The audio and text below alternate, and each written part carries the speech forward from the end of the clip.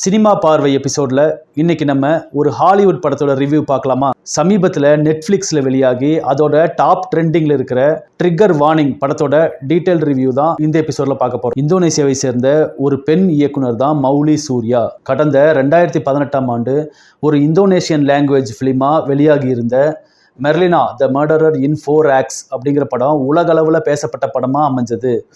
அந்த படம் இந்தோனேஷியன் நிலப்பரப்பையும் அந்த மக்களோட நேட்டிவிட்டியும் கலந்து ஒரு லைவ் ஆக்ஷன் மூவியாக அந்த படத்தை நமக்கு ப்ரெசென்ட் பண்ணியிருந்தாங்க.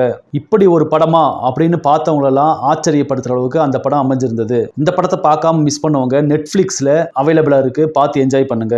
இந்த படத்தை டைரக்ட் பண்ணியிருந்த ஃபீமேல் டைரக்டர் தான் மௌலி சூர்யா. அவங்களோட 2வது படம் தான் இந்த ட்ரிகர் வார்னிங். இந்த படத்து ரைட்டிங்கில் 3 பேர் கான்ட்ரிபியூட் பண்ணியிருக்காங்க.